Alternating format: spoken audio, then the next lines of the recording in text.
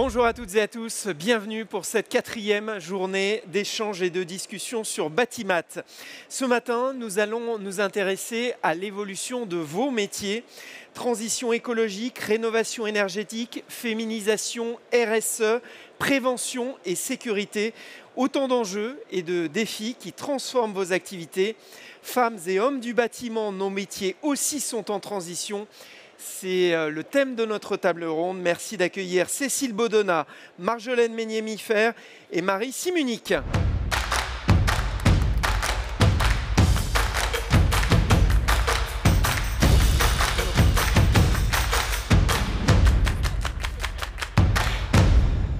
Bonjour à vous trois. Cécile Baudonnat, vous êtes présidente de la commission des femmes de l'artisanat du bâtiment de la CAPEB et gestionnaire d'une entreprise de charpente à Vernines dans le Puy-de-Dôme. Marie Simunic, vous êtes directrice des impacts positifs, membre du COMEX de Leroy Merlin. Marjolaine Meignet-Miffer, vous êtes présidente de l'Alliance HQE-GBC qui réunit les professionnels pour un cadre de vie durable.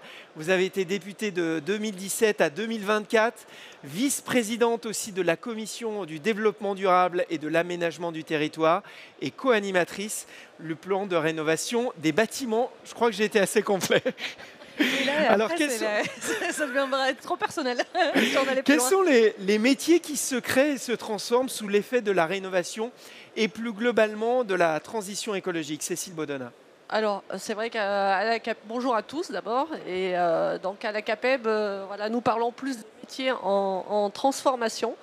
C'est vrai que le bâtiment est constitué de 97% d'artisans, de TPE. Et la rénovation énergétique est vraiment un défi important pour nous et sur un avenir presque de 30 ans, on a vraiment une rénovation énergétique très importante à faire et nos entreprises se forment plus que se créent, mais elles se forment et s'adaptent vraiment pour faire ces métiers sur la rénovation énergétique. Alors, chez Leroy Merlin, vous avez créé de nouveaux métiers qui sont liés à la rénovation et cela a des conséquences profondes sur les magasins, sur l'organisation aussi de l'entreprise. Est-ce que vous pouvez nous expliquer cette évolution significative, Marie ? Avec plaisir. Bonjour à toutes et à tous. Effectivement, nous, historiquement, on distribue des produits de confort, de menuiserie. On s'est rapidement rendu compte que sur le sujet de la rénovation énergétique, on avait un vrai enjeu à simplifier le parcours client. De bout en bout, d'abord parce qu'il y a besoin d'un DPE, il y a besoin d'aide au financement, il y a besoin de conseils autour du produit, évidemment, il y a besoin de pause. Nous, notre rôle et notre savoir-faire, c'est d'être une marque de confiance et d'être des conseillers qui peuvent accompagner le dispositif. Mais que 7 projets sur 10 de clients n'aboutissent pas faute de simplification du parcours et de sérénité dans le parcours. Et donc, on a décidé de créer un métier qui s'appelle responsable rénovation énergétique.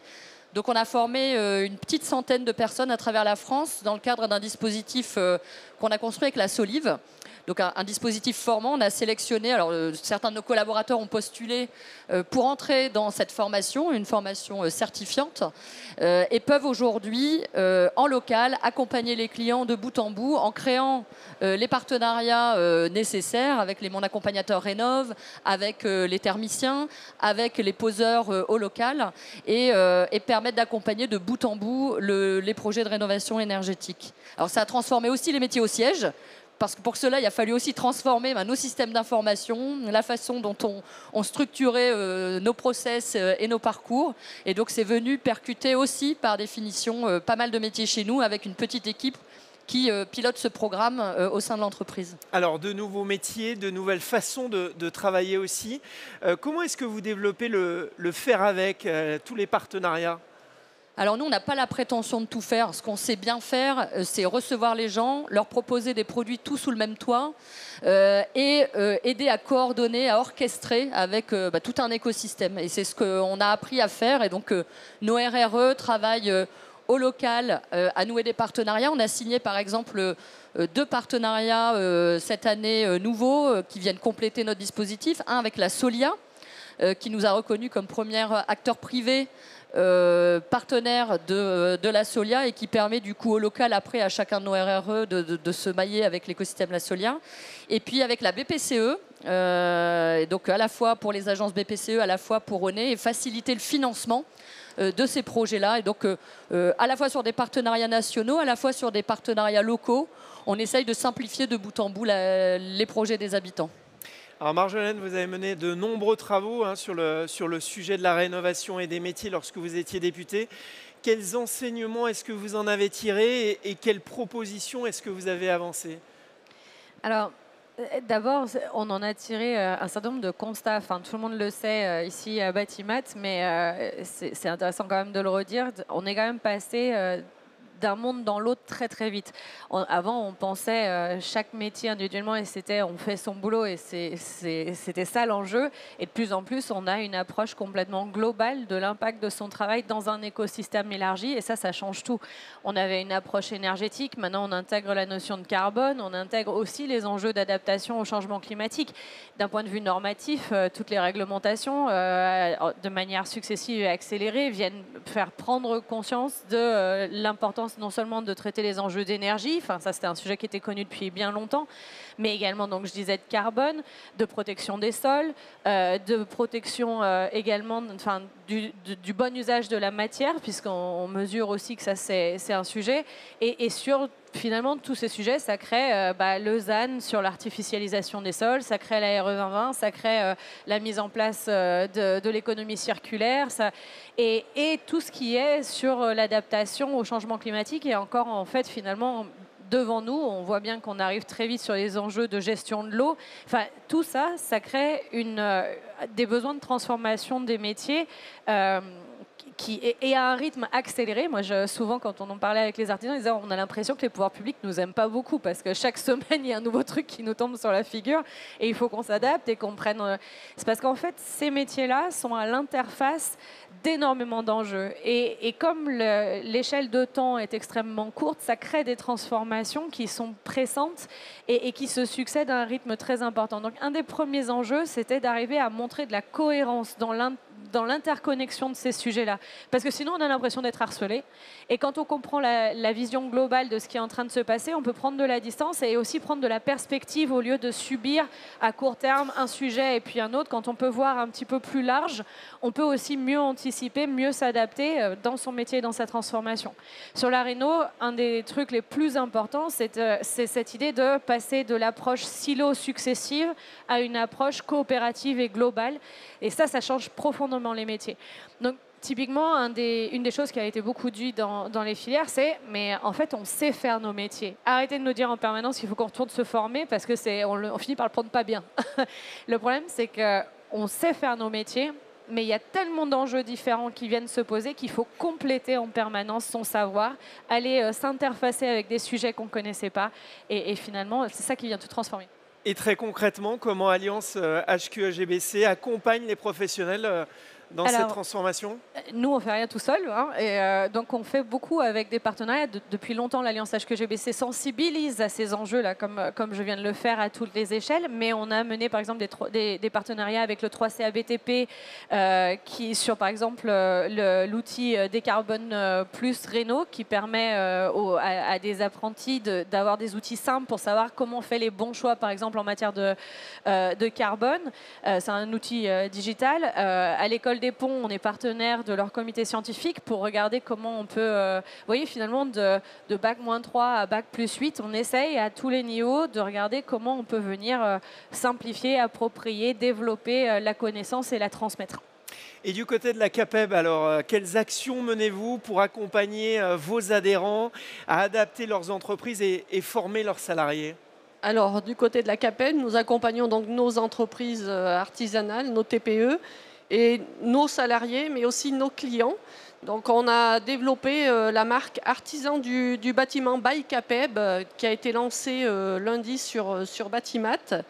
Et vraiment pour rappeler haut et fort qu'avec le collectif des artisans du bâtiment by CAPEB, vous n'avez aucune chance de vous tromper. Donc voilà, c'est un collectif qui rassemble vraiment des entreprises, des professionnels qui ont l'expertise, le bon conseil, je dirais aussi le savoir-faire pour relever le défi de la rénovation énergétique. On parle beaucoup de rénovation énergétique, mais aussi écologique et sociétale. Donc tout ce qui est le sujet de l'accessibilité qui rentre dedans, du vieillissement. Voilà, c'est vraiment... il faut aussi, je dirais, redonner confiance aux particuliers sur la rénovation, à nos clients sur la rénovation énergétique, en faisant en sorte de les rassurer et en donnant une vision sur 1, 2, 3 ans et pour leur permettre de mieux vivre. Voilà, il faut vraiment que ce soit un travail collectif. Alors chez Leroy Merlin, un facteur important de transformation des métiers, des pratiques et des objectifs, c'est votre politique RSE pour apporter des réponses qui ont vraiment un impact sur le plan environnemental et social. Vous avez revisité un certain nombre de pratiques. Est-ce que vous pouvez nous parler par exemple d'un challenge que vous avez lancé ? Alors oui, pour bien en parler, il faut bien comprendre ce qu'on a construit en amont. Parce qu'un challenge, ça n'a de sens que si la stratégie et les dispositifs qui sont construits permettent de le servir. Nous, on sait que le carbone, c'est 36% issu du bâtiment. Et donc, en tant que leader grand public de l'habitat et de l'amélioration de l'habitat, on a un vrai rôle à jouer sur comment le transformer.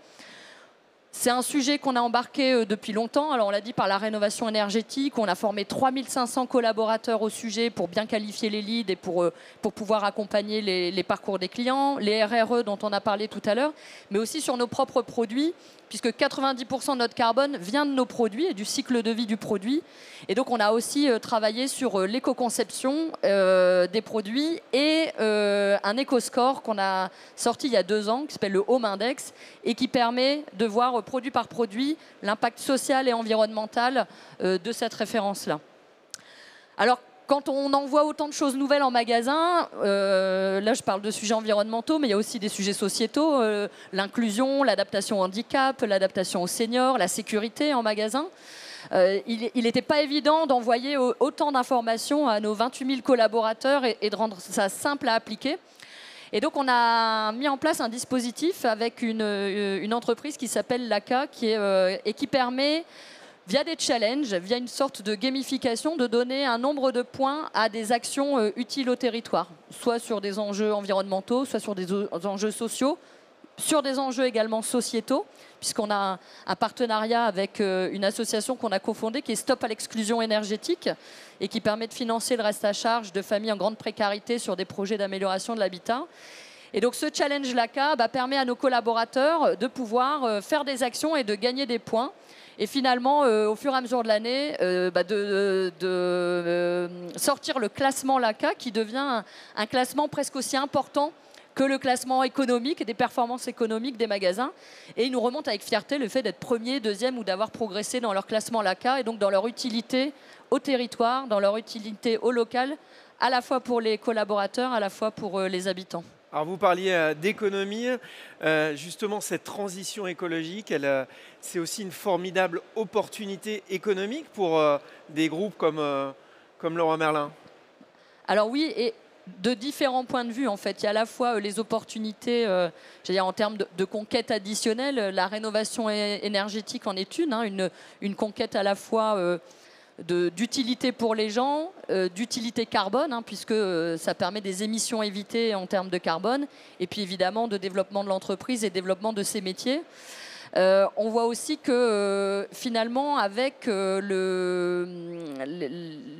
la raréfaction des matières, on a aussi une nécessité de réinventer nos métiers. On ne peut plus créer des gammes comme on les créait par le passé. On doit aussi projeter l'avenir et se dire comment nos futures gammes sont éco-conçues, comment elles tiennent compte de la raréfaction des matières, comment aussi on propose des produits ou des offres plutôt différentes. Par exemple, pour répondre à un usage, je vais en prendre un classique qui est tondre la pelouse. On peut toujours répondre avec un produit comme on le faisait avant, mais aussi on peut répondre avec un produit de seconde vie. On peut répondre avec un service, c'est-à-dire un jardinier qui vient tondre la pelouse et pour lequel on paye juste une prestation de service. Et donc, on peut varier finalement les typologies de réponses à nos habitants et permettre d'activer finalement de nouvelles filières, de développer de nouveaux métiers et en même temps d'impacter moins l'environnement. Alors pourtant, le secteur traverse une période difficile, tout le monde en a bien conscience. Il y a beaucoup d'emplois qui ont été supprimés, des entreprises qui ont disparu aussi ces derniers mois. Et tout ça, ce sont des compétences et des savoir-faire qui partent. Cécile Baudonnat. Oui, tout à fait. Alors, mais nos entreprises, malgré tout, malgré les situations qui se dégradent, continuent de chercher, de recruter du personnel parce que nos TPE savent s'adapter. Ce qu'il faut surtout, c'est qu'il y ait une formation métier, qu'ils arrivent à donner envie aux plus jeunes, je dirais jeunes filles et garçons, pour montrer vraiment le sens au travers de notre métier. Et il faut savoir que d'ici 2030, il y a 100 000 à 200 000 emplois qui seront à trouver pour la rénovation énergétique.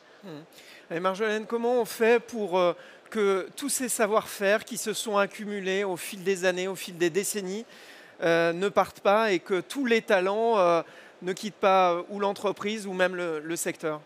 Déjà, c'est vraiment une prise de conscience sur ces volumes. Moi, j'ai eu l'honneur d'être la marraine d'un programme européen qui était porté par l'ADEME, qui s'appelait Build Up Skills.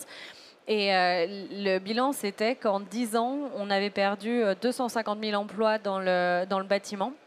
Et que près de 7 entreprises sur 10 anticipaient des difficultés de recrutement. Là, depuis le début de l'année, vous l'avez dit, c'était 25 000 emplois qui ont été détruits en début premier trimestre de cette année. Et typiquement, Capeb FFB s'inquiète d'avoir des pertes encore plus importantes dans les années à venir, 150 000 peut-être d'ici à 2025, si on n'arrive pas à changer la tendance. Et de l'autre côté, alors, les chiffres sur les besoins de rénovation varient. Les estimations, effectivement, 200 000, 250 000, c'est pratiquement des estimations basses parce que si on fait les métiers exactement comme on les a aujourd'hui, en réalité, c'est des volumes beaucoup plus importants encore que ces 250 000 qu'il faudrait. En intégrant des transformations, on peut imaginer une meilleure optimisation de ces métiers-là en nombre. Mais la réalité, c'est qu'on a un transfert massif entre les compétences qu'on avait, les compétences dont on aura besoin. Et donc, on a absolument besoin d'accompagner cette transformation à tous les niveaux. Mais la prise de conscience que chaque métier, enfin, vraiment chaque compétence dans les métiers du bâtiment doit être préservée comme précieuse parce qu'on en aura besoin, parce qu'on ne saura pas faire la transition environnementale ou la transition énergétique sans ces acteurs-là. Y aller en conviction, expliquer dans les lycées, comme j'ai eu l'occasion de le faire, que, en fait, vous savez, à l'époque, il y avait Greta Thunberg, elle faisait grève le vendredi pour le climat. Je dis, le vendredi, au lieu de faire grève, vous allez dans votre CFA d'à côté et vous allez voir comment ils bossent et vous allez vous rendre utile parce qu'en fait, on a vraiment besoin de vous dans ces endroits-là. Il y a une prise de conscience qui n'est pas encore complète. Et pourtant, cette prise de conscience, elle permet de donner du sens aux gens qui s'engagent dans ces métiers-là. Moi, je dis en permanence, il n'y a pas de meilleur endroit que cette filière pour être ici et maintenant, parce qu'il y a de l'innovation tous les jours, il y a des challenges incroyables, on sait pourquoi on se lève le matin, et on est sûr qu'on va non seulement rencontrer des gens géniaux, mais en plus des défis qui seront à la hauteur de l'envie qu'on a envie de mettre en face. Ouais. Alors on a la chance ce matin d'avoir 3 femmes sur scène. Raison supplémentaire d'aborder ce grand sujet de la féminisation du secteur. Où est-ce qu'on en est aujourd'hui, Cécile? Alors à la CAPEB, la féminisation est vraiment un enjeu très important et une préoccupation, je dirais, de longue date. Ça fait plus de 10 ans qu'on s'occupe de la mixité au niveau des métiers que nous avons à la CAPEB. Et depuis quelques années aussi, nous accompagnons les femmes chefs d'entreprise vers l'entrepreneuriat. Donc tout ça pour valoriser nos métiers et pour les rendre beaucoup plus visibles. Voilà, on a fait plusieurs campagnes qu'on dévoilera tout à l'heure. Alors, vous qui êtes une femme du bâtiment, racontez-nous un peu votre parcours et les difficultés que vous avez rencontrées. Alors, mon parcours, moi j'ai fait des études de psychologie. Je voulais donc rien à voir avec le bâtiment. Et donc, même s'il faut être aussi psychologue. J'avais mon mari dans le bâtiment et voilà. Il faisait toute la partie comptabilité. Donc c'est par amour que vous êtes arrivé dans le bâtiment. Je suis arrivée dans le bâtiment il y a 27 ans maintenant. Donc, et puis voilà, au fil des années, je me suis intéressée davantage au bâtiment, aux femmes qui travaillaient dans le bâtiment. Et c'est comme ça que...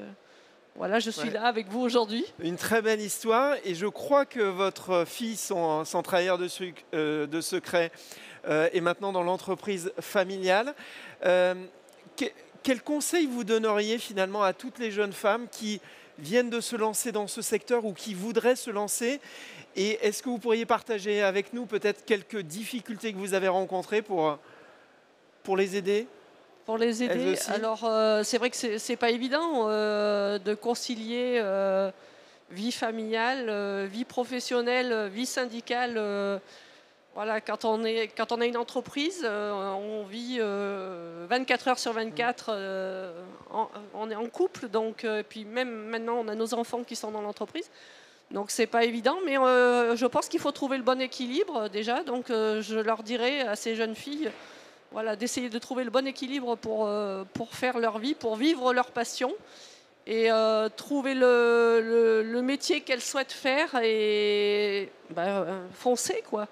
Je leur dirais, allez, c'est ce que j'ai dit à ma fille. Et ma fille, bon, au début, elle n'était pas du tout partie là-dedans. Mais voilà, elle est directrice de l'entreprise depuis l'année dernière avec son frère et son neveu. Donc voilà, c'est une entreprise familiale, comme vous avez dit, et qui a fêté ses 60 ans au mois de septembre. Donc voilà, c'est... Une belle histoire familiale. Voilà. Marjolaine, votre mari est entrepreneur aussi dans le bâtiment. Le rôle du conjoint, ça aussi, c'est une vraie question. Comment on fait en sorte que ce rôle soit mieux reconnu? Oui, alors ça c'est vrai. J'avais coutume de dire quand on est marié à quelqu'un qui bosse, qui est artisan, on est marié à sa boîte, qu'on le veuille ou non. Et puis d'ailleurs, des fois on y finit. Moi, c'est pas été mon cas. En fait, c'est un vrai statut. Le conjoint collaborateur. Il y a eu des décennies où en fait les épouses travaillaient dans l'entreprise sans avoir de véritable reconnaissance ou de véritable rôle.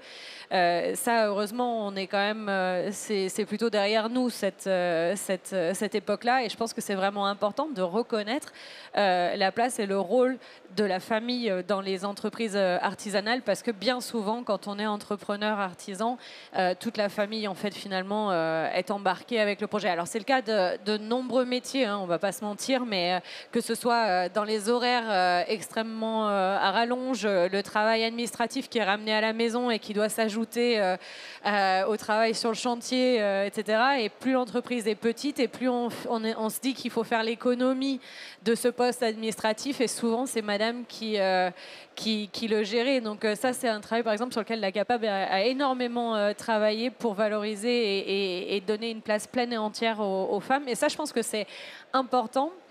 Revendiquer sa place, c'est aussi revendiquer une place possible pour les femmes et les jeunes filles qui nous suivent. Et je crois que c'est important de le faire. Puis accessoirement, il y a une étude du MIT qui a dit, qui a démontré que dans un groupe, s'il y a des femmes présentes, le groupe est plus intelligent. Et c'est extrêmement intéressant de le dire. Pourquoi ? Et oui, mesdames, retenez-le. En fait, dans les atouts qui sont les atouts féminins, on est connu pour avoir une meilleure qualité d'écoute, une meilleure qualité de communication. Et dans un monde qui doit se décloisonner, où les métiers doivent faire des transverses, où on doit être dans la coopération de plus en plus, eh bien, on s'est rendu compte que les groupes qui comportaient des femmes étaient plus aptes à faire ces transferts coopératifs. Donc, s'enrichir de femmes, c'est enrichir son entreprise. Mais oui, et avant même cette étude, on en était déjà tous persuadés. Oui, dans certains métiers du bâtiment, je pense que c'est pas mal de le refaire savoir quand même. Chez Leroy Merlin, quelle est la situation, le pourcentage de femmes? Quelles actions menez-vous pour accompagner cette féminisation?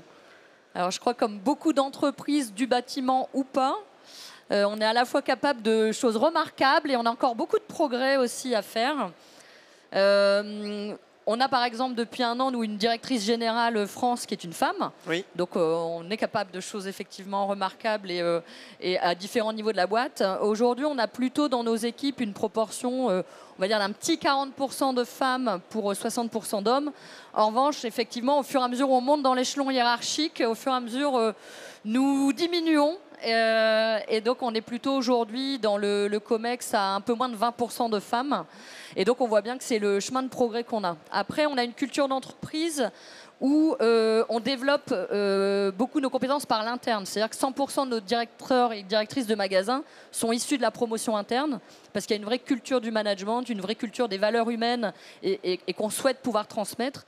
Et donc tout notre enjeu, c'est de pouvoir recruter dès le départ nos conseillers de vente, nos chefs de secteur, nos équipes au siège ou en entrepôt, avec le juste niveau de féminisation pour pouvoir développer collectivement ce vivier-là jusqu'au plus haut niveau de l'entreprise. C'est aussi un chemin managérial. Je crois qu'il n'y a personne qui en soi se dit je ne vais pas nommer une femme. Par contre, il y a des biais de société qui existent dans la société de façon générale et qu'on retrouve dans les entreprises. Il y a aussi parfois un défaut d'ambition ou en tout cas une non-autorisation que peuvent avoir les femmes à se projeter ou à attendre d'être dans une forme de perfectionnisme avant d'oser lever la main pour un poste plus élevé. Et donc, c'est aussi une sensibilisation, un accompagnement des jeunes générations et des plus anciennes d'ailleurs, qui peuvent toujours continuer d'évoluer. On s'en est fait un objectif majeur pour 2025. C'est déjà aujourd'hui dans ce qu'on appelle chez nous l'API, l'ADO Positive Index, qui est l'ensemble des KPI sociaux et environnementaux qu'on veut promulguer et qui font partie de la valeur de part de l'entreprise. Et donc l'objectif de 40% de femmes au plus haut niveau de l'entreprise fait partie intrinsèquement de la valeur qu'on donne à l'entreprise aujourd'hui. Marjolaine. J'allais dire deux choses. La première, c'est qu'il ne faut pas se fouetter au niveau de la filière pure. C'est des problèmes qui sont en fait dans la société de partout, je veux dire, mais du coup, cette filière, comme toutes les autres, a son job à faire. Et j'allais exactement dire la même chose, c'est qu'on se met beaucoup de freins nous-mêmes, nous les femmes. Quand j'avais monté ma boîte, je me rappelle qu'au début, dans les réseaux, je présentais en disant j'ai une petite entreprise et j'avais une femme qui m'avait dit genre, mais arrête de dire que tu as une petite entreprise, tu as une entreprise. Voilà, donc dis-le. Et elle m'avait dit, mais t'as déjà vu un gars qui va commencer en disant j'ai une petite entreprise de... Non, il ne le dira pas comme ça. Et de la même façon, c'est vrai que quand on a des postes ou des responsabilités, les femmes, elles commencent par se demander est-ce que j'ai le temps ? Est-ce que j'ai la compétence ? Et en fait, le poste a déjà été attribué pendant qu'elle se posait... Est-ce que je suis légitime ? Et le poste a déjà été attribué pendant qu'elle se posait encore la question par un gars qui a dit moi j'y vais. Et donc, il faut qu'on soit aussi des fois plus audacieuse parce que souvent, on grandit dans le poste qu'on prend.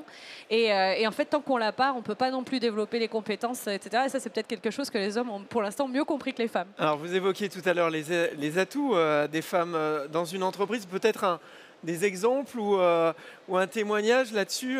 Marie, chez Leroy Merlin, qu'est-ce que les femmes apportent de plus ou de différent que les hommes ? Alors, moi, j'ai assez de mal avec ce genre de questions parce que je crois que chaque individu est différent et j'ai beaucoup de mal à mettre les femmes dans une catégorie plutôt que des autres. Et je vois des hommes aussi dans nos entourages qui ont toutes les vertus qu'on donne également aux femmes. Je pense que c'est des hommes qui ont compris le monde de la coopération, le monde de la co-construction et qui sortent de schémas classiques de compétition parfois un peu virils pour entrer dans des projections où c'est l'intelligence collective qui va primer. Donc effectivement, Marjolaine le disait bien, peut-être cette capacité d'écoute qu'ont plus facilement les femmes par la posture d'humilité c'est-à-dire que la société nous a nativement appris à avoir, permet finalement ce niveau d'échange-là. Et en même temps, plus on avance, plus, et moi je le vois bien aujourd'hui dans notre comité exécutif, il y a cette qualité-là aussi chez des hommes de notre comité de direction. Et donc le sujet, c'est vraiment de continuer d'activer ces aptitudes, de comprendre aussi que dans ce monde de demain, nos aptitudes, elles sont tout aussi, voire parfois plus importantes que nos compétences, parce que les compétences aujourd'hui, avant une compétence durait 20 ans, aujourd'hui en moyenne une compétence dure 3 ans, donc de toute façon elle se renouvelle. Par contre, ce qui s'ancre dans la durée, c'est les aptitudes à travailler en intelligence collective, à s'adapter à un monde qui bouge, à écouter plutôt qu'à parler trop vite et être capable de projeter ensemble une œuvre commune. Et je crois que les femmes ont naturellement ces aptitudes, en tout cas après à les développer, mais on a aussi beaucoup d'hommes qui nous rejoignent. Cécile, à la CAPEB, vous avez mené plusieurs campagnes de promotion. Hein ? Oui, tout à fait. J'en ai parlé tout à l'heure, pour la mixité des métiers, on a fait une campagne en 2021 sur Osons les métiers du bâtiment au féminin, où on a eu le portrait de 8 femmes chefs d'entreprise qui ont bien voulu témoigner de savoir pourquoi elles avaient choisi leur métier et comment elles se sentaient dans leur métier.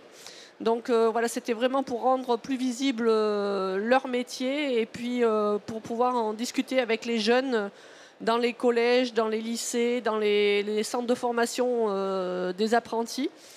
Et notre deuxième campagne a été lancée le 8 mars 2024 sur bâtir la mixité.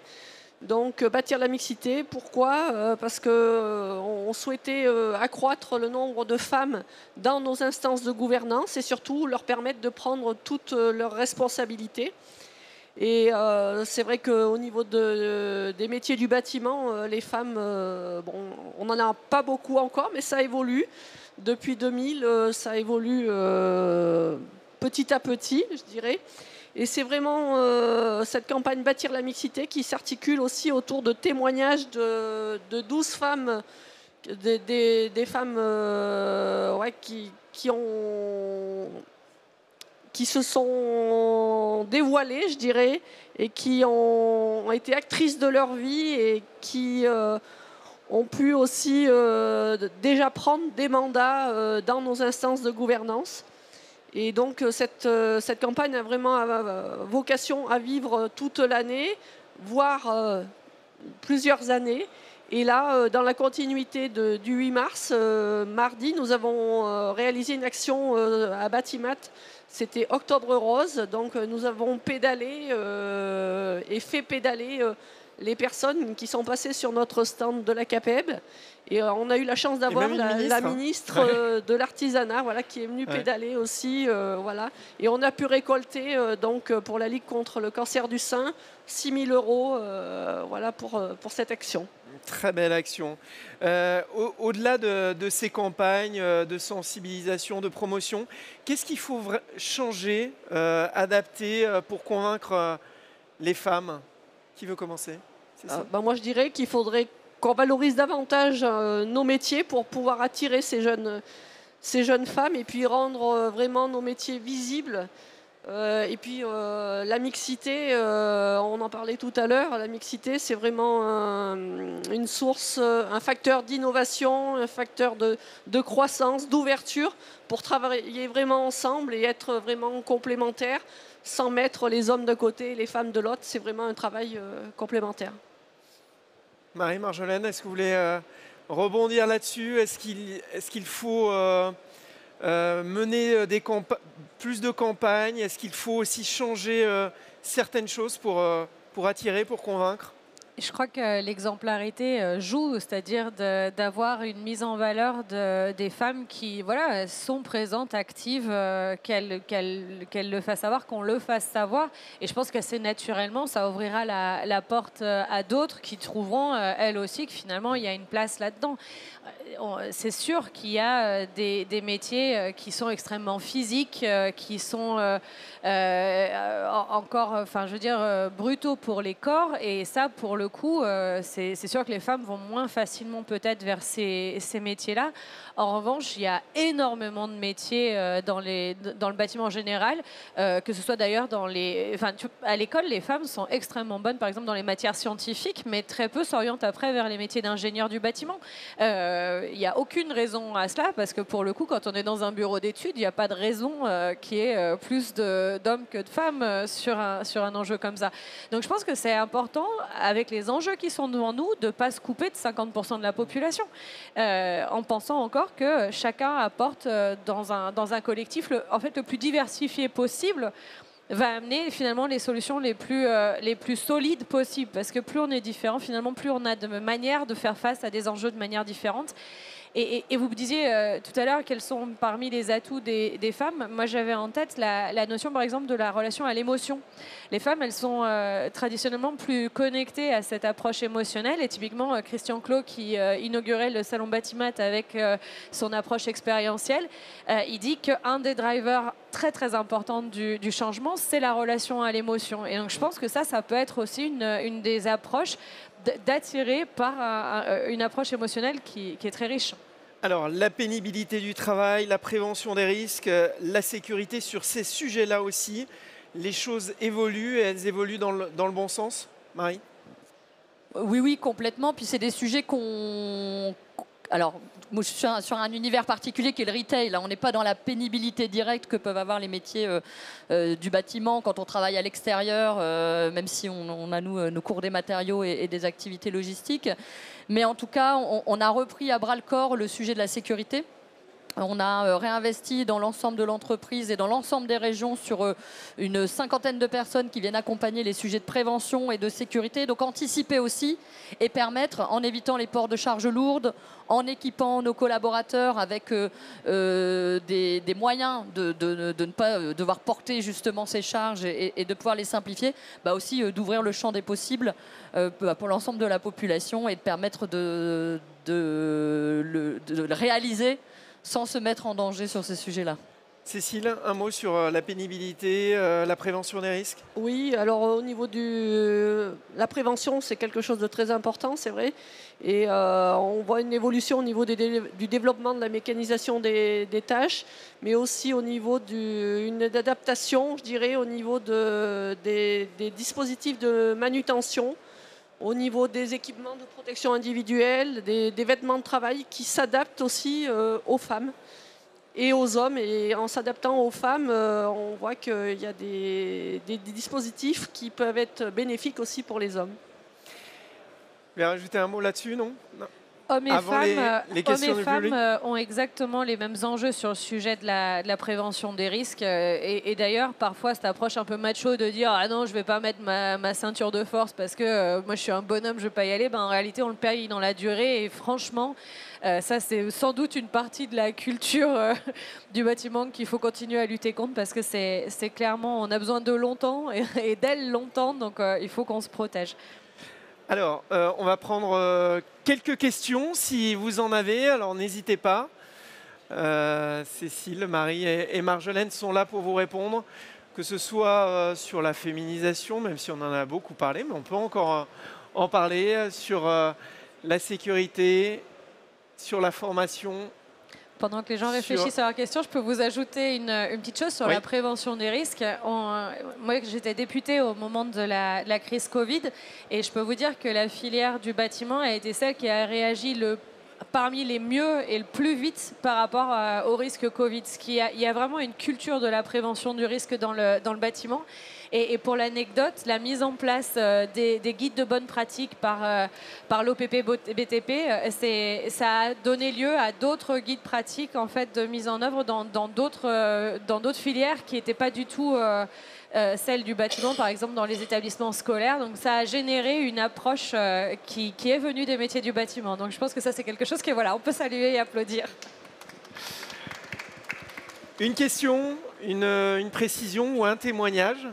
N'hésitez pas. En fait, témoignez, mesdames, de vos réalités métiers. Surtout qu'on a la chance d'avoir beaucoup ça.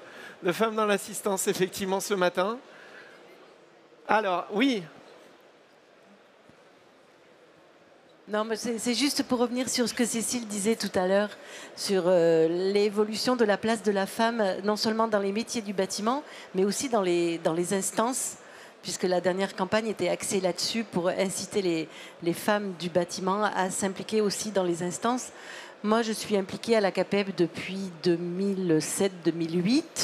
J'ai commencé par être présidente de ma CAPEB et à l'époque, je me rappelle, je pense que nous n'étions que 3 femmes présidentes de CAPEB départementales. Aujourd'hui, je ne sais pas combien on est exactement, mais... Voilà, donc ça s'est facilement triplé, même quadruplé dans une petite quinzaine d'années. Donc on n'est pas encore au top, mais ça progresse. Et dans 2 ans, ce sera encore plus, encore mieux. Madame, vous vouliez réagir aussi, témoigner? Oui, je voulais réagir. Madame Millefert, tout à l'heure, vous avez parlé du statut du conjoint collaborateur. Vous savez que c'est un statut qui est malheureusement en voie d'extinction puisqu'il va être supprimé au bout d'une durée de 5 ans. Les personnes devront changer de statut. Moi, j'ai envie de dire que c'est aussi la disparition de femmes dans le bâtiment. Parce que, et comme vous l'avez d'ailleurs dit vous-même, quand ces femmes n'auront plus de ce statut, elles n'auront plus de statut du tout. Donc, je fais encore un appel, alors c'est pas vous maintenant directement qu'il faut interpeller, mais je veux que ça se sache, c'est que ce statut, en s'éteignant, il va faire disparaître des femmes dans le bâtiment.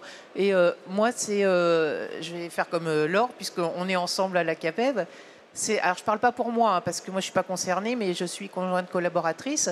Et c'est vrai que si je n'avais pas eu ce statut, eh ben, j'aurais peut-être travaillé, mais dans l'ombre, avec mon mari, puisqu'on a une petite entreprise. Et ce statut a évité beaucoup de charges financières pour l'entreprise. Et donc, c'est vraiment un statut que nous, c'est vraiment un statut que nous, à la CAPEB, on essaie de sauver parce qu'il correspond à un vrai besoin. Et voilà, c'est un appel. Marjolaine, comment est-ce qu'on pourrait sensibiliser tous vos anciens collègues et anciennes collègues sur ce sujet ? Typiquement, moi je ne savais pas que le statut disparaissait en tant que tel, donc je l'écoute avec une forme d'inquiétude. Néanmoins, est-ce que c'est pour pouvoir mieux rémunérer les femmes et les épouses qui travaillent? Est-ce que c'est ça le levier derrière cette disparition de ce statut? Alors c'est effectivement, à la base, on nous a présenté ça comme une protection de la personne, de la femme. Mais il y a des façons, nous on a proposé des solutions, c'est-à-dire cotiser plus pour avoir une meilleure protection. Mais je vais laisser peut-être la parole à Cécile qui va se présenter. Bonjour, je suis Cécile Sauveur, je suis la directrice d'affaires sociales et juridiques à la CAPEB. Le sujet, en fait, des conjoints collaboratrices, c'est la substitution d'un statut qui leur donne la possibilité d'être au même titre qu'un chef d'entreprise, puisque c'est elle, effectivement, qui gère la structure, pour les mettre obligatoirement sur un statut soit d'associé, soit, en fait, de salarié.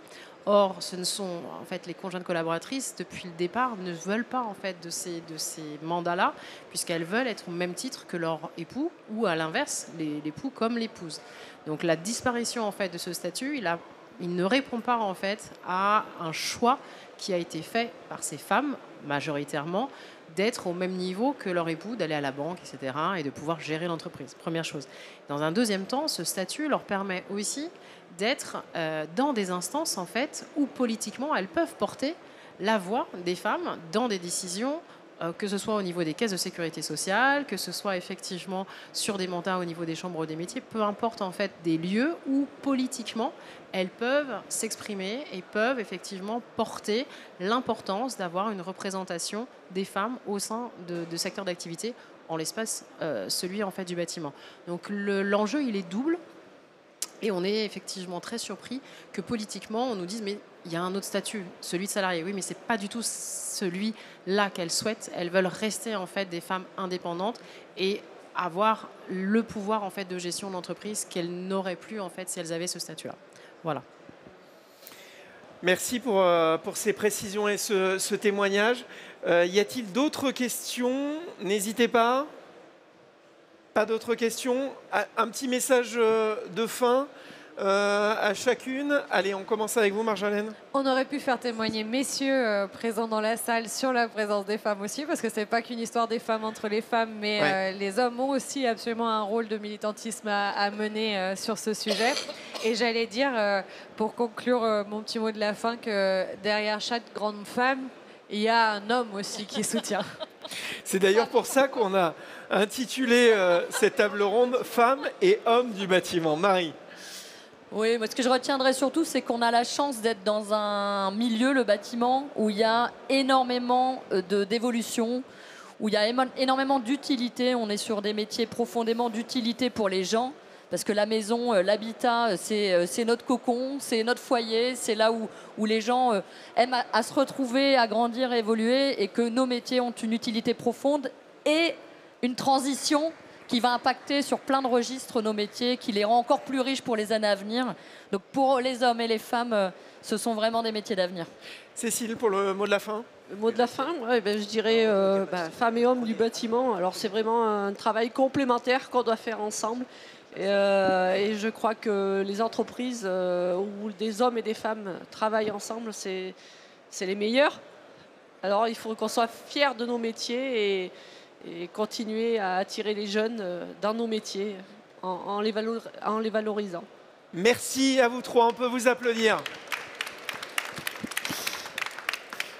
Après avoir vu toutes ces transformations à l'œuvre dans les métiers, bien, nous allons nous intéresser à la formation des jeunes et des adultes. Formation initiale et continue.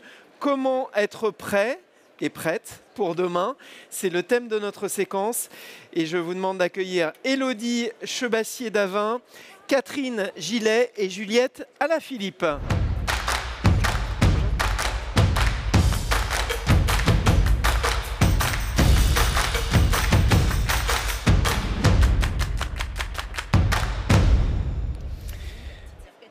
Bonjour à vous trois. Merci d'être là. La zapette est là, ça y est, vous l'avez récupérée. Élodie Chebassier-Davin, bonjour. Vous êtes responsable du pôle énergie et environnement chez les Compagnons du Devoir et du Tour de France. Juliette Alaphilippe, bonjour. Vous êtes responsable marketing, data et prospective à la 3CA BTP. Et puis Catherine Gillet, responsable du programme FIBAT. On commence avec vous, Juliette. Quelles sont les 3 mutations qui sont en cours dans les métiers? Alors bonjour. Aujourd'hui, les entreprises du secteur du BTP doivent répondre à 3 grandes mutations en cours. La première qui serait déjà l'intégration des nouvelles technologies dans les entreprises. Il s'agit de robotisation, automatisation et donc qui bouleversent et qui font évoluer certaines tâches au sein des entreprises. En deuxième point, bien sûr, il y a les enjeux environnementaux qui sont à intégrer. Pour mémoire, le secteur du BTP, c'est le 2e secteur émetteur de CO2 en France derrière les transports. Il génère 40% des émissions de CO2. Donc, dans le cadre de cette adaptation aux enjeux environnementaux, bien sûr, il faut répondre à des nouvelles normes, à une accélération aussi des changements qui est très forte depuis ces dernières années dans le secteur. En 3e mutation très importante rencontrée par les entreprises, eh bien, il y a l'évolution des attentes et des exigences, aussi bien des entreprises clientes que du grand public également, dans le cadre du recours aux travaux dans le BTP. Tout le monde devient expert finalement, le niveau d'expertise augmente et il y a une vraie nécessité en parallèle à communiquer sur les métiers du BTP qui évoluent fortement et qui changent d'image aujourd'hui. Donc toutes ces mutations, ça se traduit par des besoins forts en compétences pour y répondre. Donc des besoins notamment sur les métiers d'encadrement qui explosent ces dernières années et également des besoins pas forcément en nouveaux métiers, mais en tout cas en intégration de nouvelles compétences dans les métiers existants. Donc notamment sur les aspects technologiques, sur les aspects environnementaux, tout ce qui est lié au réemploi, etc., la rénovation. Donc tout cela, ça induit bien sûr également des besoins en formation. Catherine, ce sont des nouveaux métiers qui apparaissent ou ce sont finalement les métiers actuels qui sont en train d'évoluer, de se transformer? Alors, je dirais d'abord les métiers qui sont en train de se transformer, effectivement, puisque on a des transformations, par exemple, sur la maintenance des équipements, d'équipements au gaz, qui effectivement de personnes qui vont devoir aller beaucoup plus entretenir des pompes à chaleur demain, donc des évolutions de filières à conduire. On a quelques métiers un peu plus nouveaux ou émergents, bien que ça soit aussi des évolutions de métiers qui existaient avant, comme mon accompagnateur Rénov', où là on peut presque considérer que c'est quelque chose d'un peu nouveau, qui nécessite une structuration, des formations un peu nouvelles, des approches qui intègrent également de l'adaptabilité, de l'insalubrité de logement. Donc avec des compétences nouvelles qu'on ne traite pas, nous, côté programme FIBAT, puisque nous, on est dédié uniquement à la rénovation énergétique avec les aspects, pour servir les aspects environnementaux, donc baisse des consommations et d'effets de serre. Élodie, comment évoluent les contenus des formations proposées par les Compagnons du Devoir? Quelles sont les attentes des jeunes qui arrivent chez vous? Alors, bonjour à tous déjà. Donc, nous, on est un organisme de formation. On est l'association ouvrière des Compagnons du Devoir et du Tour de France. On forme à des métiers manuels, donc, principalement donc, au métier du bâtiment. Et les jeunes qui arrivent chez nous Tout simplement, au démarrage, ils veulent qu'on les forme à un métier, qu'ils soient capables de répondre à un marché et d'être compétents dans un travail.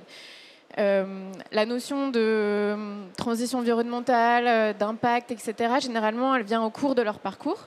Donc, soit sur les chantiers, soit par des réflexions autour de l'utilisation des ressources. Et là, ils deviennent demandeurs d'aller un petit peu au-delà et d'avoir une réflexion au-delà de juste apprendre des compétences, on va dire, techniques. Et donc, nous, notre enjeu, c'est de réussir à avoir des programmes de formation qui ne soient pas du tout rigides, qui doivent savoir s'adapter à ces enjeux et à pouvoir leur donner toutes les pistes et les outils pour qu'ils puissent se poser les bonnes questions lorsqu'ils seront des professionnels sur le terrain. Sur le sujet de la rénovation énergétique, qui est un gros sujet qui touche l'ensemble des métiers du bâtiment, nous, ça fait déjà quelques années qu'on a identifié le sujet, évidemment. Et on s'est dit comment est-ce qu'on l'aborde. Est-ce qu'on fait uniquement un module en fin de parcours, par exemple, qui retrace tout ou est-ce qu'il y a d'autres méthodes? On s'est rendu compte qu'attendre la fin du parcours de formation pour aborder ce sujet, ce n'était pas forcément la bonne méthode. Donc là, on a réalisé un travail où on a réouvert tous nos programmes de formation pour tous les métiers du bâtiment, donc depuis le CAP jusqu'à la formation supérieure. Et on est encore en train de faire un travail de fourmi où on vient regarder chaque module et on se dit, voilà, est-ce qu'il y a des notions nouvelles à intégrer vis-à-vis de la rénovation énergétique et à quel endroit est-ce que c'est le plus pertinent pour qu'on ait une progression et une diffusion tout au long du parcours. Donc ça aujourd'hui, c'est vraiment le travail de fond qui nous anime. C'est plutôt que créer un module ou l'avoir ponctuellement, c'est de l'intégrer, de le diffuser largement dans l'ensemble de nos formations. Et quelles sont les attentes alors des jeunes qui arrivent chez vous? Les attentes, c'est ça, c'est d'être... Ouais. Nous, on les forme, ils seront d'ici 3 à 5 ans sur le monde du travail. Donc, c'est que le programme de formation et les compétences qu'ils acquièrent soient en conformité avec le marché dans lequel ils vont se trouver. Et Catherine, alors justement, comment est-ce que vous vous adaptez à ces demandes et quid de la formation continue alors? Alors, pour les jeunes, dans le cadre du programme FIBAT, avec l'éducation nationale et le 3CA BTP, et je pense que c'est à souligner parce que c'est une première, et en synergie avec les organisations professionnelles CAPEB, FFB, puisque c'est leurs entreprises, les artisans, les futurs employeurs de ces jeunes. Donc, effectivement, il faut une employabilité en fait demain de ces jeunes. Donc on a construit des ressources de formation et on continue à les construire thématique par thématique pour fournir aux centres de formation, que ce soit les centres de formation, donc les lycées, qui hébergent les CAP, Bac Pro, BTS, ou alors les centres d'apprentissage, pour leur fournir des ressources clés en main aux enseignants et aux formateurs pour qu'ils puissent former les jeunes. Donc là, je vous ai mis quelques exemples de ce qui est construit en fait en partenariat avec l'éducation nationale et le 3CA BTP sur la rénovation énergétique, puisque c'est notre cœur. Et en fait, on peut souligner que c'est une première, après le BIM où il y a eu une petite expérience sur le sujet, mais que c'est une première où nationalement, les enseignants, les formateurs disposent de ressources sur la rénovation énergétique partout en France et en Outre-mer. Je pense qu'on peut le souligner parce que c'est vraiment ce qu'on propose. Et donc aujourd'hui, pour justement attirer les jeunes vers ces métiers et puis les former de manière attractive, on développe plein d'outils différents, donc que ça soit des objets 3D. Donc là, on a un exemple tout récent sur la pompe à chaleur. Alors, vous ne le voyez pas, mais c'est un objet 3D qu'on peut manipuler et on rentre dans le cœur d'une pompe à chaleur pour en comprendre le fonctionnement. On a des serious games, effectivement, donc où les jeunes peuvent aller jouer sur PC chez eux ou dans leur centre d'apprentissage pour tester, par exemple, là, c'est l'étanchéité à l'air des réseaux, donc vraiment, ils jouent. Des expériences 360 où ils rentrent dans des logements ou dans des chaufferies pour aller voir les équipements. Donc ça peut remplacer aussi des plateaux techniques qui feraient défaut dans certains établissements. Et je ne vois pas... Oui, on a bien sûr des e-learning à la maison, quoi. Des simulateurs. Alors les simulateurs, ça peut être, par exemple, Je joue sur des paramètres de température extérieure, température intérieure, de l'eau à dos et tout ça pour voir comment se comporte le système de chauffage. Et des expériences en réalité virtuelle, donc avec des casques de réalité. Donc ça, c'est transmis au 3CA BTP, à l'éducation nationale, pour être réutilisé. Et on forme aussi les enseignants et formateurs à l'utilisation de ces ressources. Après, en formation continue, cette fois-ci, on essaye de mettre en place des parcours un peu innovants autour de thématiques qui sont très, très demandées par les entreprises et les artisans, surtout dans le cadre de l'accès aux aides pour leurs clients, aux aides financières, MaPrimeRénov' et C2E. Et notamment, on vient de sortir un parcours en ligne gratuit, donc ça c'est une nouveauté, estampillé par tous les ministères, les entités qui sont référentes sur le sujet des devis, factures et de la relation client, donc DGCCRF, Logement, CAPEB, FFB, ANA et DGEC pour la partie C2E. Et l'objectif, c'est par des petits modules, d'éduquer les entreprises et les artisans, de les accompagner sur la conformité des devis, des factures et de la relation client. On sait qu'il y a beaucoup de fraudes, mais ce n'est pas forcément les entreprises artisans habituelles en fait, qui réalisent des fraudes. Mais là, on veut les accompagner sur les bonnes pratiques en fait, sur ces sujets pour que quand ils établissent un devis, une facture, leurs clients finaux puissent notamment accéder aux aides. Donc c'est des petits modules avec beaucoup de jeux, avec pas beaucoup de texte et beaucoup d'illustrations qui permettent aux entreprises artisans d'être accompagnées sur ces sujets. Donc c'est apprendre en s'amusant. Quelques mots, Juliette, sur ces programmes innovants aussi que vous proposez autour de la rénovation énergétique, des futurs usages du bâtiment. Oui, alors, on entend parler du 3CA auprès de tous les acteurs, donc peut-être introduire aussi rapidement ce que c'est que le 3CA. Donc le 3CA BTP, c'est une organisation de la branche du secteur du BTP qui est au service des entreprises, parce que c'est l'ensemble des entreprises qui cotisent pour cet organisme depuis de très nombreuses années maintenant. Et les missions du 3CA, ce sont d'accompagner la formation au sein du secteur du BTP afin d'assurer à ces entreprises d'avoir un bon niveau de formation des sortants de formation qui intégrerait les entreprises du secteur. Donc à ce titre, on fait de la veille et on fait également de l'accompagnement financier de certaines actions qui peuvent être innovantes ou alors des actions liées à la transition énergétique, à l'environnement. Et à ce titre, effectivement, on porte le programme RénoBoost, donc à la demande des partenaires sociaux qui sont à l'initiative du 3CA BTP, nous portons le programme RénoBoost. Donc le programme RénoBoost est un programme pluriannuel qui est pérenne, qui se veut pérenne dans le temps, qui a débuté en 2023. Et l'ambition, c'est de mesurer vraiment de façon fine et par région l'ensemble des besoins en emploi, en compétences sur les métiers de la transition énergétique, de la rénovation énergétique, pardon. Donc il est constitué autour de 2 grandes phases. Donc la première phase, c'est la phase comprendre. Donc là, il s'agit vraiment de scénariser, de faire une scénarisation très fine par territoire, par type de bâtiment, des besoins en compétences, en emploi, sur ce que ça va engager finalement comme travaux, toutes ces rénovations énergétiques. C'est la première phase. Deuxième phase qui va rentrer en action courant 2025, pardon. Il s'agit de la phase agir. Et c'est là où on va rentrer vraiment dans une fois qu'on a mesuré les besoins, qu'est-ce qu'on fait pour concrètement avoir les bonnes personnes qui sont formées correctement aux besoins des entreprises. Donc il y aura des actions d'accompagnement, notamment des centres de formation à la mise en œuvre de toutes ces formations, avec des enjeux également de financement, bien sûr, qui seront pris en compte. Catherine, alors vous concevez des formations depuis de nombreuses années. Quelles évolutions est-ce que vous voyez dans votre offre au fil du temps ? Et j'imagine que ça va encore évoluer. Oui, ça va encore évoluer parce qu'en fait, plus ça va... Fibat a effectivement 17 ans. Et en 17 ans, plus ça va et plus on a des commandes de d'entités, de ministères ou de nos partenaires, CAPEB, FFB, pour servir en fait concevoir intégralement des formations et les déployer derrière, puisqu'on accompagne aussi au travers du dispositif des certificats d'économie d'énergie le financement des formations. Donc on a notamment là en cours de conception un programme sur la maintenance des pompes à chaleur. L'entretien des pompes à chaleur, c'est réglementaire, mais il n'y avait pas une formation vraiment dédiée maintenance nationale reconnue.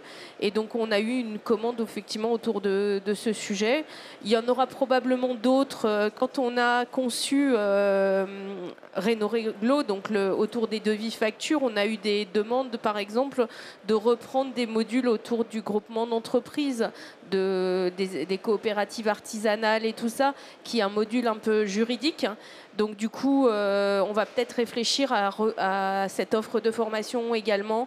On a des demandes aussi de traitement du bâti ancien. Donc il va falloir qu'on regarde avec notre comité opérationnel, qui est un peu notre entité référente, comment on adapte notre offre de formation, mais c'est avec ce nouveau type de formation en fait, qui plaît beaucoup en fait. Élodie, comment est-ce que vous adaptez la mise en œuvre de vos formations sur le terrain et comment est-ce que vous utilisez notamment les supports de FIBAT auprès des jeunes compagnons du devoir ? Alors, quand on a commencé à travailler sur le sujet de la rénovation énergétique et qu'on a mis à jour tous nos programmes de formation, on s'est vite confronté à un obstacle, c'était la formation de nos formateurs. Parce qu'on a beau faire les meilleurs programmes du monde, si derrière nos formateurs ils sont pas capables de le transmettre aux jeunes, c'est peine perdue. Et donc là où le programme FIBAT formation initiale a été un vrai soutien, c'est que ça intègre un programme de formation des formateurs, en plus qui est hybride, donc il y a un peu de présentiel et un peu de distanciel, ce qui permet de les libérer plus facilement. Et ça leur permet de prendre en main les contenus et ensuite de se les approprier plus facilement pour déjà se former et ensuite pouvoir transmettre aux jeunes. Donc vraiment, nous, ça a été la première marche, c'est ça. Donc nos formateurs, alors ça prend un certain temps. Nous, on a plus de 60 centres en France, donc former tous nos formateurs, ça prend un certain temps. Mais on a des sessions régulièrement et donc nos formateurs partent au programme FIBAT et reviennent avec des contenus de qualité. Et en plus que ces contenus, pour nous, ils sont fiables en fait. Donc de savoir qu'on va dire la même chose dans notre centre de Lille que dans notre centre de Tours, par exemple, c'est aussi assez rassurant. Et pour ça, nous, les programmes FIBAT, c'est dans ce cadre qu'on les utilise. C'est vraiment former nos formateurs et assurer de la qualité, diffuser largement dans nos formations. Et qu'est-ce qui vous aiderait à mieux accompagner ces jeunes ? Quels sont vos besoins ? Alors, déjà la suite du programme FIBAT, tout simplement. Aujourd'hui, c'était les premiers modules qui sont sortis, on va dire, plutôt sur l'aspect théorique. La suite, ce serait la partie travaux, où là, on pourrait s'adapter métier par métier avec les gestes travaux. Donc déjà, là, on s'assure que tous nos apprenants, nos formateurs aient le même socle commun de connaissances, déjà sur les fondamentaux. Et ensuite, on va pouvoir passer à l'étape travaux. Donc nous, on commence en attendant le programme de former nos formateurs, de réfléchir à comment les accompagner. Mais c'est vrai que ça c'est une vraie aide. Et ensuite, et là je me tourne vers le 3CA BTP, c'est des financements. Tout simplement, on répond régulièrement à des appels à projets du 3CA BTP et ça nous permet d'aller un peu plus loin, nous, dans nos projets et de former nos jeunes différemment. Je pense à un projet qui s'appelle le défi de la réhabilitation qui est financé via le 3CA BTP et qui nous permet de proposer à nos jeunes des projets pluridisciplinaires avec des étudiants, architectes, ingénieurs et designers. On leur met à disposition un lieu réel et on leur dit voilà, travaillez ensemble et proposez-nous des maquettes, des prototypes pour rénover ce lieu. Et nous, ça nous permet de sensibiliser nos jeunes différemment. Et c'est vraiment grâce à ces deux institutions qu'on peut nous aller plus loin. Alors Juliette, la 3CA BTP mesure chaque année les attentes des entreprises, des jeunes, des centres de formation. Que disent les derniers baromètres? Quelles sont les attentes et les besoins des formations auxquelles il faut absolument répondre? Alors, en effet, le 3CA a mis en place depuis de nombreuses années des baromètres. Il y en a de 3 sortes. Donc au travers de ces baromètres, on interviewe les entreprises. Donc là, on a plus de 9000 répondants chaque année sur les enjeux justement liés à la formation et au BTP. On interviewe également les apprentis, on a 30 000 répondants chaque année. Et on interviewe enfin les centres de formation avec plus de 120 centres de formation qui répondent. Donc tout ça pour dire qu'on a une mesure robuste et de qualité de l'ensemble de l'écosystème formation sur la thématique du BTP. Alors ce que disent ces baromètres, peut-être trois principales idées à retenir. Donc on voit une évolution forte de l'entrée vraiment dans les préoccupations des entreprises, des enjeux transition énergétique, transition écologique. Ces problématiques reviennent vraiment en haut maintenant des problématiques rencontrées par les entreprises et auxquelles elles doivent répondre. Donc il s'agit de la gestion des déchets, de l'économie d'énergie, du réemploi, etc. Vraiment, c'est significatif depuis ces dernières années, ça augmente. Côté apprentis, ce qu'on peut remarquer aussi, c'est que les apprentis sont vraiment le vecteur et favorisent la circulation de l'innovation, de la prise en compte de la transition énergétique et écologique dans les entreprises. Donc ils sont le facilitateur de la transmission de toutes ces nouvelles idées entre les entreprises, les CFA et ce circuit qui est mis en place. Et enfin, côté jeunes, ce qu'on voit également, c'est des évolutions fortes des attentes. C'est-à-dire que maintenant, dans ces baromètres, on retrouve, qui remontent également très fortement, des recherches de sens, des recherches de qualité de vie également. Donc, auparavant, c'était vraiment la valeur travail et la valeur bonne rémunération, bon niveau de vie qui revenait en haut de ces baromètres. Alors la valeur travail est toujours la principale valeur mise en avant par les apprentis. Pour autant, maintenant, il y a également la quête de sens, la bienveillance et les échanges entre les salariés de l'entreprise. Donc tout ça, finalement, on voit que ça évolue et de façon significative et importante. Peut-être pour répondre également à toute cette quête de sens, etc., le 3CA mène des campagnes sur l'attractivité métier et la communication auprès des métiers. Donc on va aussi sur ces nouveaux messages pour montrer que le secteur du BTP évolue, c'est-à-dire qu'on peut parfois répondre aussi par ces messages à des idées reçues qui seraient plus d'actualité. Donc grâce à des grandes campagnes de communication, on identifie et on recueille plus de 50 000 candidats par an qui seraient intéressés par le secteur et donc on les renvoie vers les centres de formation pour favoriser là aussi les entrées dans la filière sur ces nouveaux métiers. Catherine, comment répondre au mieux aux besoins ? Je pense que nous, on a trouvé avec FIBAT et notre tour de table finalement les clés d'un travail en collectif au service des enseignants, des formateurs et des jeunes. Voilà. On commence. Alors, on peut nous dire que ça prend du temps, c'est vrai.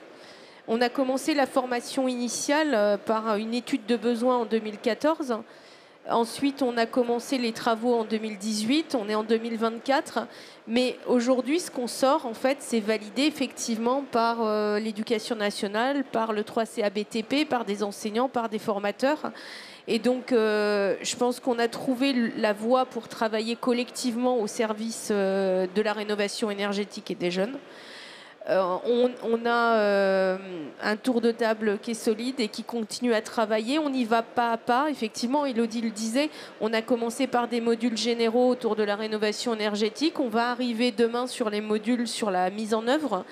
Et notamment en commençant par, si je ne me trompe pas, c'est les systèmes thermodynamiques et le bois qui ont fait l'objet d'un appel d'offres là, donc récemment, qui seront les premiers modules qu'on va déployer, concevoir et déployer derrière sur la partie mise en œuvre. Donc, et ça répond à une vraie problématique, encore plus sur l'employabilité des jeunes, puisque ça, c'est vraiment les modules plus sur le geste. Voilà. Donc, je pense qu'on a trouvé une voie. Il faut continuer à travailler dans cette voie-là pour les jeunes. Pour les professionnels en activité, on trouve d'autres voies plus ludiques, pour travailler. Donc, je pense que, on continue comme ça. Élodie, comment est-ce qu'on peut attirer plus de jeunes et aussi plus de femmes vers ces formations et tous les métiers ?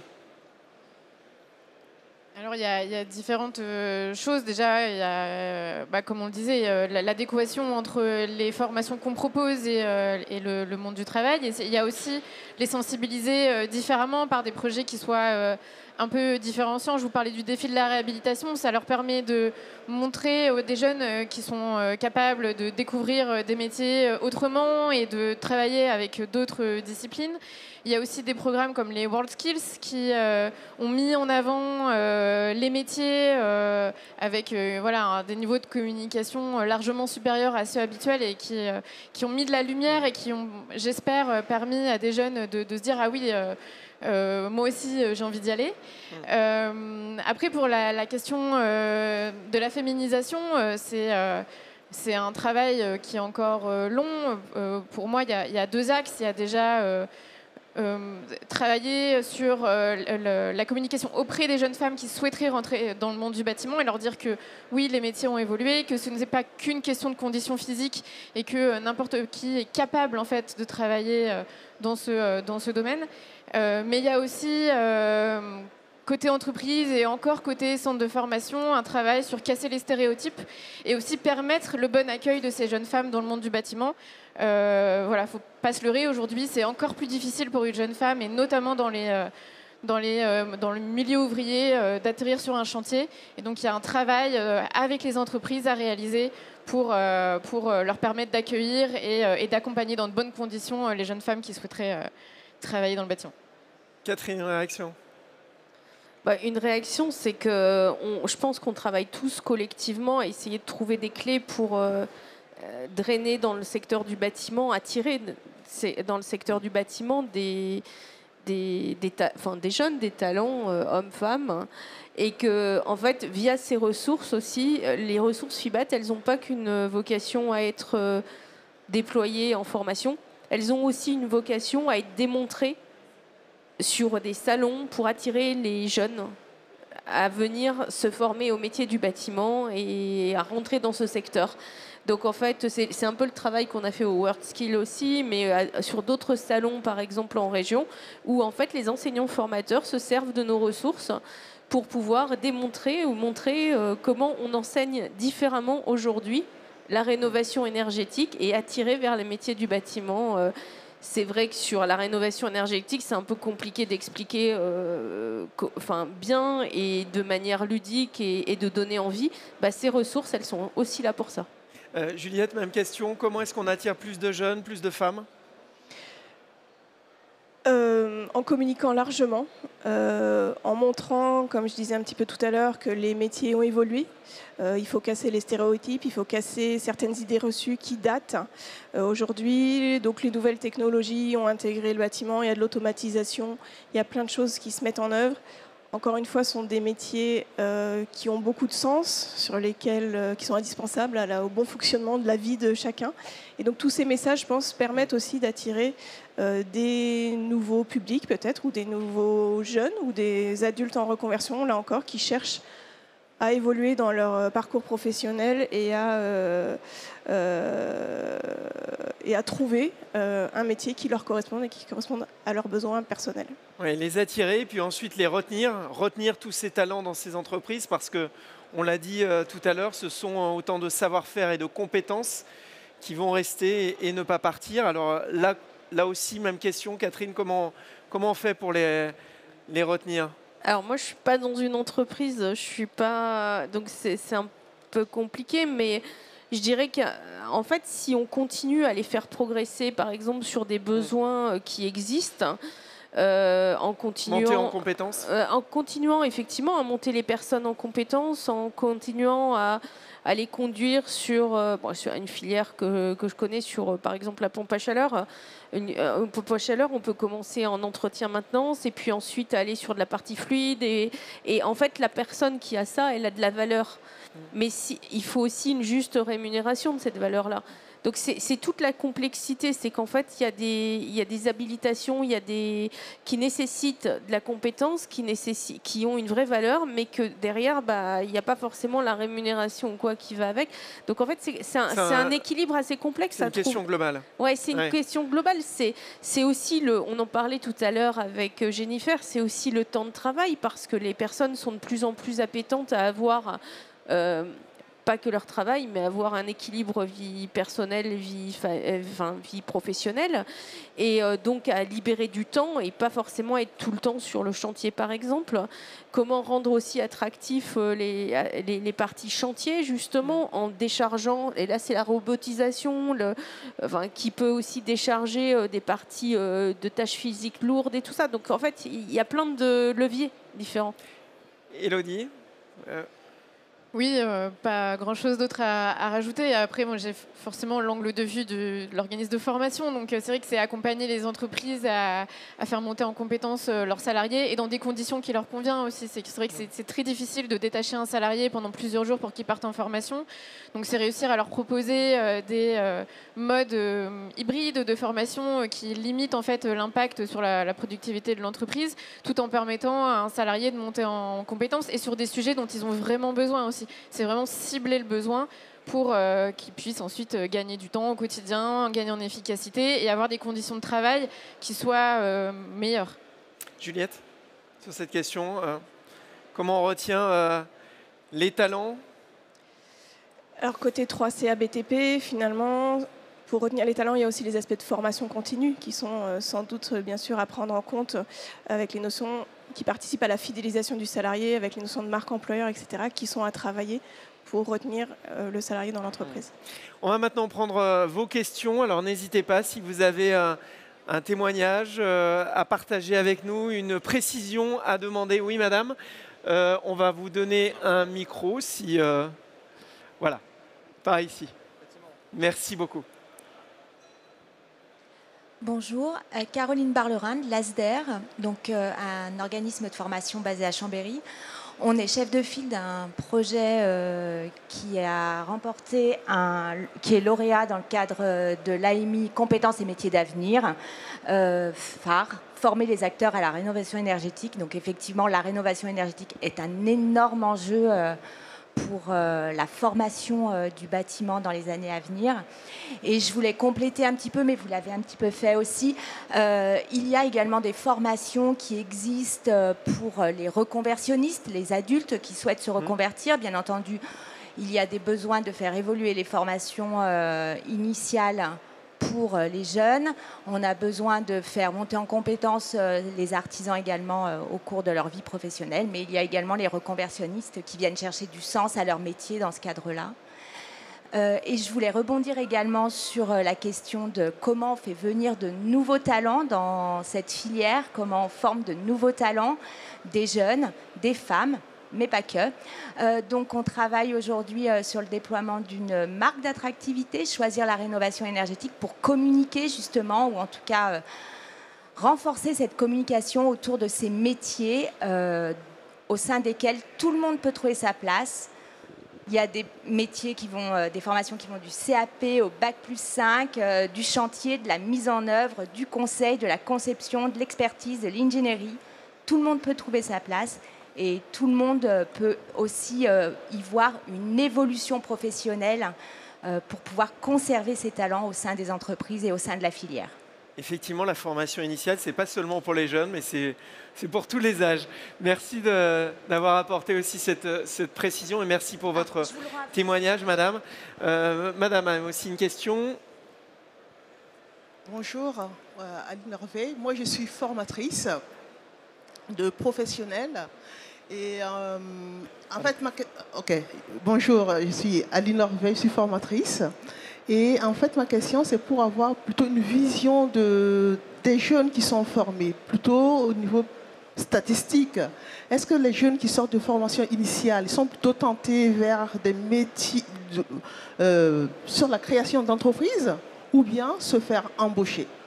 Quelle est l'observation qu'on en fait? il y a vraiment les deux publics et les deux ambitions de vie. Mais effectivement, dans le secteur du BTP, la part des jeunes qui souhaitent monter leur entreprise et être à leur compte est assez significative par rapport aux autres secteurs d'activité en France. Et il y a une vraie possibilité dans ce secteur d'être à son compte et de monter rapidement son entreprise, même quand on est très jeune. Ok. Sinon, mon autre question, c'est que, bien sûr, toutes les trois intervenantes, j'aimerais bien échanger avec vous. Est-ce que je peux vous retrouver dans vos stands respectifs ou il va falloir que, je ne sais pas, par quel Alors, moyen? si vous avez une question, déjà, n'hésitez pas à la poser, mais effectivement, vous pourrez les retrouver dans les différents stands. Bien entendu, j'ai des questions, mais c'est plutôt dans comment participer bien. Par exemple, moi, je fais des formations pour des assureurs. Et j'ai travaillé aussi en assurance, et principalement en assurance construction. Et moi, quand j'étais dans l'émission des contrats, je voyais des carences au niveau assurantiel, des carences, une manière de parler, je veux dire des choses qu'on peut apporter aux artisans pour qu'ils comprennent mieux leur contrat d'assurance. Et ce gap-là, on l'observe quand on est en poste. Et au niveau de la formation, j'ai l'impression que c'est un créneau qui manque dans l'intégration du parcours de formation. Donc c'est pour ça que je voudrais discuter individuellement avec, bien sûr, chacune de vous. Vous pouvez revenir pour nous voir trouver sur les stands, il n'y a pas de souci. D'accord, vous êtes sur les stands, d'accord. Donc je viendrai vous voir. Merci. Une autre question? Oui, madame. Alors, ce n'est pas une question, c'est puisqu'on parle formation et formation continue, on peut peut-être parler aussi de celle des chefs d'entreprise et notamment de FIBAT, puisqu'ils ont accès aux formations FIBAT et qui sont prises en charge par le FAF-CEA.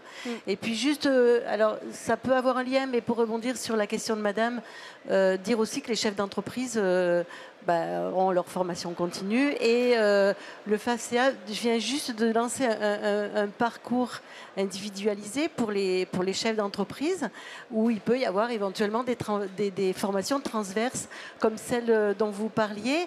Et une formation transverse peut aussi aider un chef d'entreprise à mieux gérer et s'occuper de ses salariés. C'est vrai que dans le cadre du programme FIBAT, donc nous, on a des fonds via les certificats d'économie d'énergie pour financer la conception et une partie de la prise en charge des formations.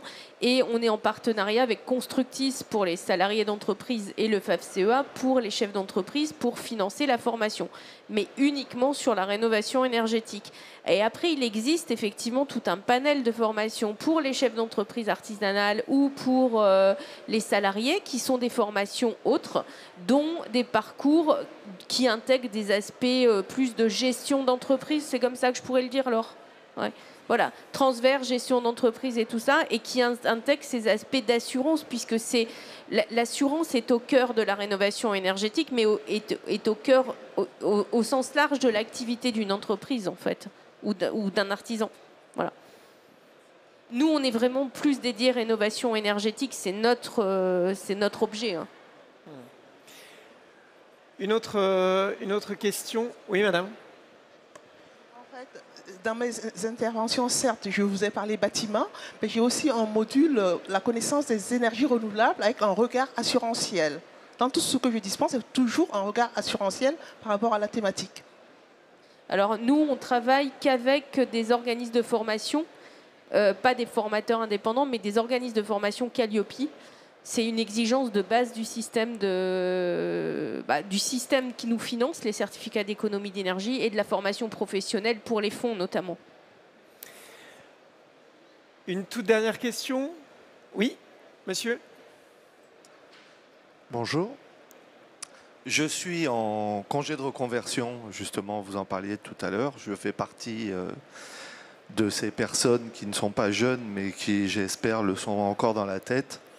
Les seniors, ils ont aussi un apport quand ils arrivent dans une entreprise. Moi, j'ai dirigé pendant 16 ans un département dans une autre industrie. Je me suis entouré de jeunes pour vieillir moins vite et devenir moins vite un vieux con pour être plus cru.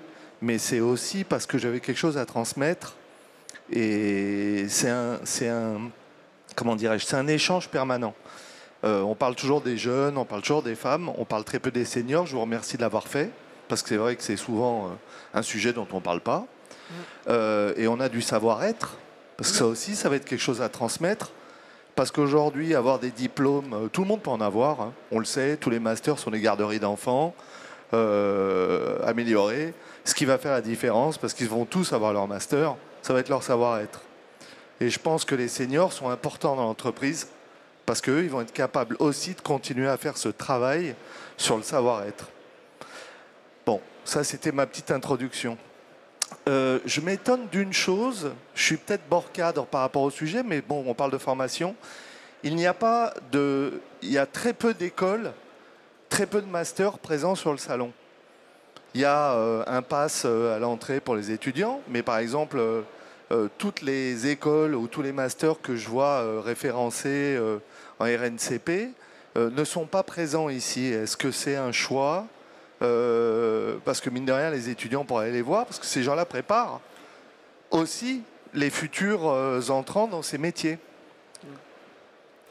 Alors, difficile de répondre à votre question. Moi, je vais tenter une réponse. Hein, non, mais en tout cas, vous pouvez rebondir sur la place des seniors, effectivement. Alors, sur la place des seniors...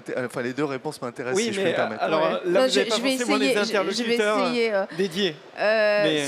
Sur la place des seniors, nous, on fait de la formation. La base de FIBAT, c'était la formation continue. Donc, on fait forcément de la formation de toutes les personnes qui sont employées en fait dans l'entreprise.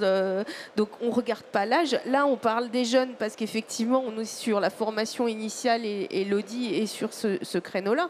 Mais nous, notre base sur FIBAT, c'est toujours la formation continue également. Hein. Donc voilà. Après, les parcours pour les personnes qui sont en reconversion sont différents. Donc je sais qu'il y a des pôles emploi par exemple qui poussent nos formations. Mais nous, c'est pas notre... voilà. Donc ensuite, sur les masters, je ne sais pas si la cible... si les masters trouveraient leur place en termes de cible sur le salon. Voilà. Oui, pour compléter, il y a énormément de salons dédiés à l'orientation professionnelle, à la reconversion, à la recherche d'alternance, d'emploi, etc. Donc je pense que les écoles focusent plus sur ces salons dédiés spécifiquement, alors certes intersectoriels, mais dédié vraiment à la promotion de la formation plutôt qu'à Batimat, où certes il y aurait un intérêt bien sûr, mais je pense qu'il doit faire des choix à un moment. Allez, on arrive au terme de cette séquence. Un dernier mot chacune. Formation initiale et continue, comment être prêt pour demain? On commence avec vous, Juliette. Je crois qu'on a pu voir que dans les échanges, les enjeux sont vraiment partagés sur la nécessité vraiment pour le BTP de participer aux évolutions en cours. De toute façon, il n'y a pas le choix parce qu'elles sont en marche. Hein. Mais donc, comment s'appuyer vraiment sur la formation des jeunes, des adultes, pour aider à cette transition et participer pleinement à ce qu'elle aille dans le bon sens et au bon rythme, et qu'il y ait les bonnes compétences dans les entreprises dès aujourd'hui, mais aussi pour demain. Élodie ? Oui, c'est un peu nos échanges, c'est travailler ensemble. Tout seul, on ne va pas du tout pouvoir y arriver. Les enjeux sont trop importants, donc c'est trouver des synergies, utiliser le travail des uns des autres pour avancer collectivement là-dessus. Catherine ? Elle me l'a ôté de la bouche. Hein. En fait, je pense qu'il faut qu'on arrête d'opposer des méthodes, il faut qu'on arrête d'opposer des organisations, il faut qu'on arrive à travailler ensemble, effectivement, tous, dans l'intérêt des jeunes, des enseignants, des formateurs, des professionnels en activité, et qu'en fait, on construise les solutions. On fait évoluer les titres, on fait évoluer les diplômes. Tout ça, c'est un enjeu. Ça intéresse le 3CA, ça intéresse les organismes de formation initiale, continue, ça intéresse la CAPEB, la FFB. Donc, en fait, c'est tous travailler ensemble sur un sujet d'intérêt collectif. Voilà, effectivement les synergies et arrêter de s'opposer ou de se dire finalement il y a une initiative là et elle est bonne et c'est celle-là. Non, c'est collectif quoi. On voit bien qu'il y a d'autres initiatives et c'est tout ça qui doit participer. Merci à vous trois et merci à vous de nous avoir suivis. Excellent après-midi sur Batimat. Merci.